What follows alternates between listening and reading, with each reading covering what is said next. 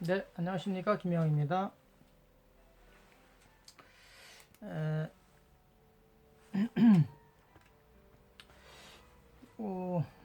오늘은 에, 제가 2014년 그 책을 한 권, 그때 2014년도에 이 공직자 논어를 읽다라는 책을 한 권 출간한 적이 있는데, 그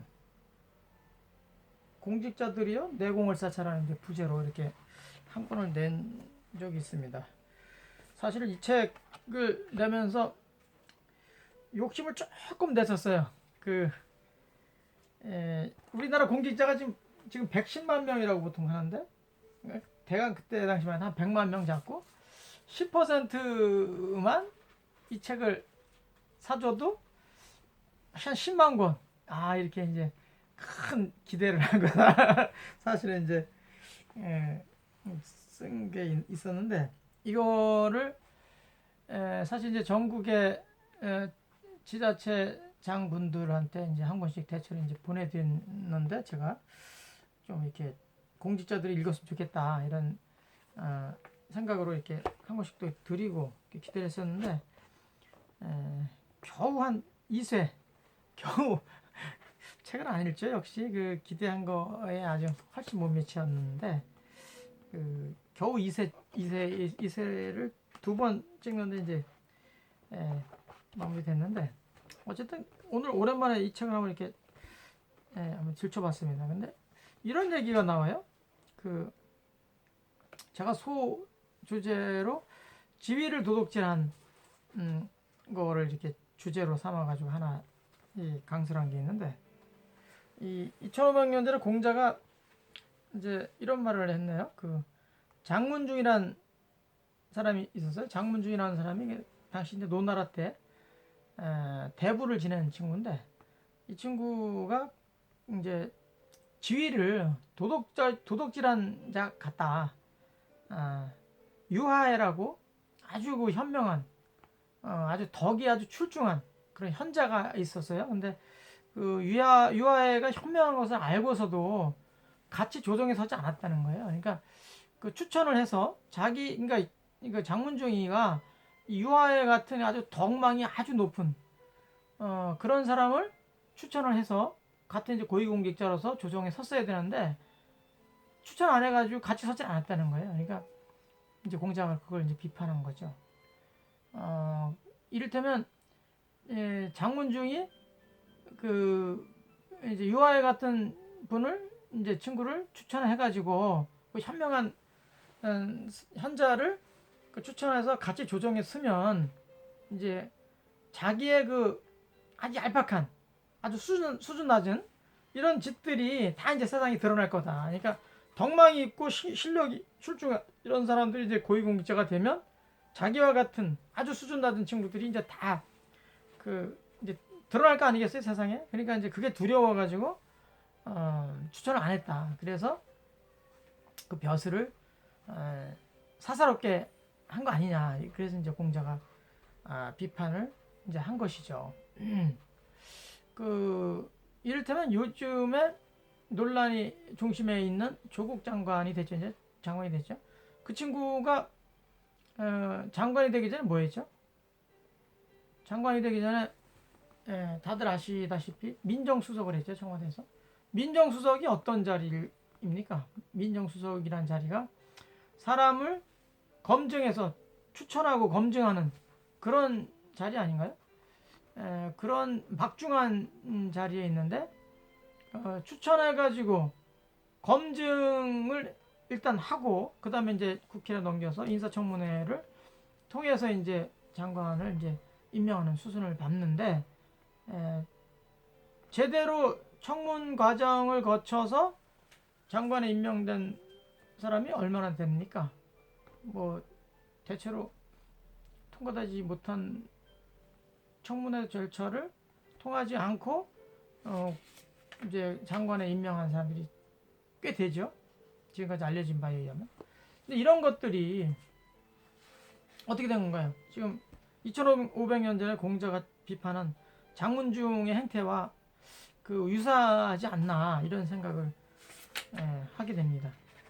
그러니까 당시에 제가 이제 강설한 부분을 이제 잠깐 읽어드리면 2500년 전에 사람들은 장문중에 대해서 아주 어진 데보다 이렇게 이제 칭찬을 많이 했다는 거예요.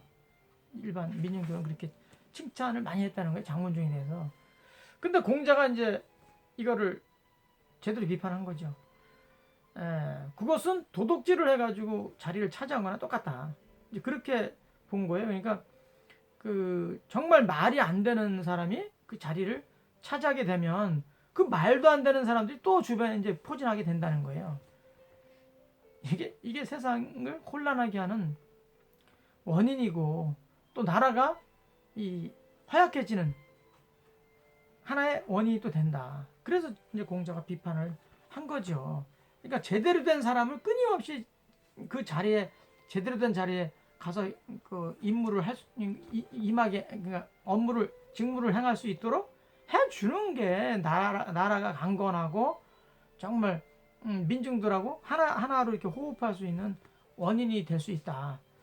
근데 그런 자리를 제대로 그 역량 있는 사람들이 가지 않고 자기들 그 코드에 맞는 사람만 이제 끼리끼리 이렇게 가서 이렇게 포진하고 있으면 결국 그게 허약해지는 원인이 되고 결국 나라가 이제 무너지는 하나의 그 원인이 또 될 수 있다는 점에서 비판을 받지 않을 수 없는 거죠.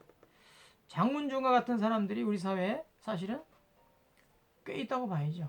그러니까 그런 사람들을 빠르게 이게 배제시키고 유아애 같은 덕망 있고 실력 있는 사람들이 이제 자리를 제대로 차지할 때 우리 사회는 건강할 수 있다 이렇게 생각을 해봅니다. 제가 5년 전에 쓴 책을 한번 이렇게 들춰보면서 대한민국의 공직자 사회 다시 한번 이렇게 둘러보게 됐고요. 이제 조국 장관 얘기가 나왔으니까 조금 더 첨언하면 그 친구가 이제 그 검찰 개혁을 이제 많이 이제 그 하나의 숙명과도 같은 일이라고 얘기를 했는데 그 가운데서 이제 뭐를 주장했냐면 검찰의 기능을 약간의 그 축소한다고 할까요? 그 기능을 좀 분산시킨다고 할까요? 고위공직자 그 비리 수사처를 만들겠다 이렇게 이제 얘기들이 나오고 있는데 왜 이제 이른바 공수처라고 그러죠? 저는 그 공수처를 만든다는 거에 대해서도 별로 이렇게 탐탁하게 생각하지 않습니다. 이 고위 공직자의 비리를 수사하는 걸 별도로 만든다는 것 자체가 저는 난센스다. 그 만들면 뭐예요, 솔직히? 아니 지금도 그 살아있는 권력을 수사하려면 저렇게 지금 온갖 방해가 막 생기고 있는데 자기 진영하고 다른 진영에 의혹이 있다 그러면 과감하게 그냥 그 속된 말로 속전속결로 비리를 수사해가지고 처벌하고 자기들 진영과 관련된 사람 뭐 의혹이 있다 그러면 뭐 그냥 이게 위야무야 그냥 슬슬 시간 끌다가 그냥 지내버리면 되는. 아니 그게 뭐가 달라요? 과거에 박근혜 정부 때죠. 그 대검에 중앙수사부가 있었죠. 중수부 폐지해버렸잖아요. 폐지했다고 뭐 달라진 거 있습니까? 그 기능은 어디가 됐든 하게 돼 있어요. 비리를 저지르지 않은 쪽으로 가야지. 비리를 저지르고 나서 그런 사람들 수사하는 데 대해서 누군가는 수사를 하게 돼 있어요. 검찰의 기능이 너무 강하다. 그러면 뭐 경찰로 나누자. 그러면 경찰은 뭐 그 수사 안 합니까? 해야 되잖아, 누군가는. 누군가는 하는 거지. 근데 의지의 차이지. 의지가 없으면 수사할 수 있는 힘이 없거나 의지 없다 그러면 그럼 뭔 소용이 있겠어요? 그럼 뭐 이것저것 만들어서 뭐 하겠다는 얘기예요. 그거 난 도저히 이해가 안 가고 중요한 것은 그런 비리를 저지르지 않는 거야. 아예 애초부터 비리를 저지르지 않으면 검찰은 그냥 검찰의 기능만 하면 돼요. 경찰은 경찰. 이제 그게 조금 문제가 있다 그러면 조금 나눠줄 수도 있죠. 어? 그게 무슨 개혁이라는 말 정도까지 할 필요도 없어요. 그냥 만들면 돼. 그냥 이렇게 분산시켜주면 되는 거예요. 그냥 그거는 이제 사법 이게 우리 행정부에서 하는 게 아니라 입법부가 있잖아요. 입법부에서 적절하게 만들어 주면 되고 그 기능에 맞게 기능하면 돼. 저는 지금도 법이 굉장히 잘 돼 있다고 봐요. 저는 의지의 그 문제지. 의지가 없으면 아무리 좋은 제도를 만들어 놔도 소용없고 의지가 제대로 돼 있으면 아주 작은 그 법 체계 가지고도 얼마든지 문제를 풀어갈 수 있다라고 봅니다. 이 문제가 하루빨리 잠재워지길 바라고. 다만 그 공직자가 돼가지고 지위를 도둑질하는 이런 얘기는 오늘날 빨리 사라졌으면 좋겠다는 이런 기대를 해봅니다. 오늘 이것으로 마치도록 하겠습니다. 고맙습니다.